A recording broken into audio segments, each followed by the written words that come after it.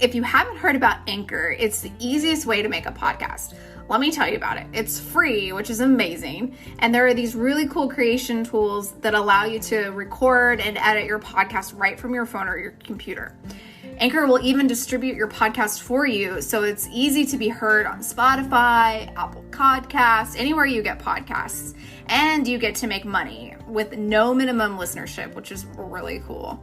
It's everything you need to make a podcast all in one place. Download the free Anchor app or go to anchor.fm to get started right away.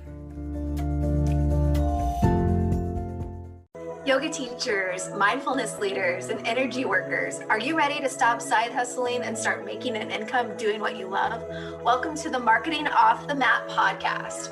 Every Tuesday and Thursday, we'll dive into conversations with successful creatives in wellness, business, marketing, and more to uncover practical methods to take you from A to B and have some fun along the way. My name is Jessica Cross, and I'm so excited to be here with you. Let's dive in. Hey guys, it's Jess. Welcome back to another episode of Marketing Off the Mat. Today, I want to talk a little bit about the concept of collaboration over competition. So when I graduated my 200 hour, I remember being told, it's really tough out there. It's really tough to land a good teaching schedule. It's really tough to get hired at studios.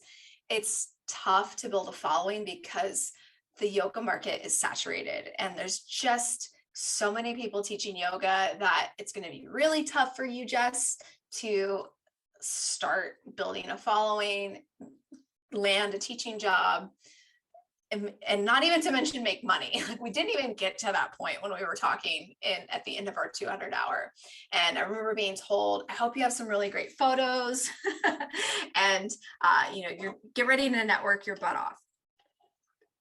And while some of that's true, of course, it doesn't hurt to have a good headshot. It doesn't hurt to have your face present online. And I recommend it when I'm talking to my clients, of course. It never hurts, doesn't hurt to network with other studios, with teachers, whatever you're leaning into. Maybe it's the person who manages the corporate wellness program. Absolutely. All of that's true. But that doesn't necessarily mean that we're in competition with one another. It's not a zero-sum game. So I was doing a little research because, just out of curiosity, how many yoga teachers there are in the US for a current number. So the Yoga Alliance has a statistic and it says they have over 100,000 registered yoga teachers as of 2020. Now, that might have changed because of obviously the global pandemic that we're in, and it doesn't account for the people who teach who are not registered with the Yoga Alliance since it's optional. But just think about 100,000 teachers, just that sheer statistic from Yoga Alliance alone. That seems like a lot, doesn't it? But if you take that 100,000 and then some, and remember that there are 7 billion humans on the earth. 7 billion. And it's just not possible that us as individual teachers can reach 70 billion people. I mean, you can definitely try, but it's not possible. So it's actually a good thing that there are more teachers out there, because we bring the message of yoga. We bring these practices in a way that we're passionate about. We bring new ideas, fresh ways to move in ways that, might not reach everybody. And remember, if you're trying to speak to everybody, you're speaking to nobody. But we speak to the people whom our energy resonates with. Those are our students. Those are our core ideal clients. Those are the people that we want to be reaching. And just because the person who I sat with in my 200 hour is also teaching and reaching her people, that doesn't mean that we can't both be successful. And I think we're actually more successful because we come at it from a lens of collaboration versus competition. So when I talk about collaboration, if you're thinking about your standard studio class, not necessarily co-teaching every class, not a literal collaboration on every single thing that you do, but is there a way that you could share audiences? Maybe you could go live on Instagram together and each be exposed to one another's followers. Could you collaborate on a workshop? Maybe there's, some fiery aspect of your friend's practice, and maybe you have a cooler, more meditative, slower practice, like a yin practice. Maybe you could do a fire and ice as an example, fire and ice workshop.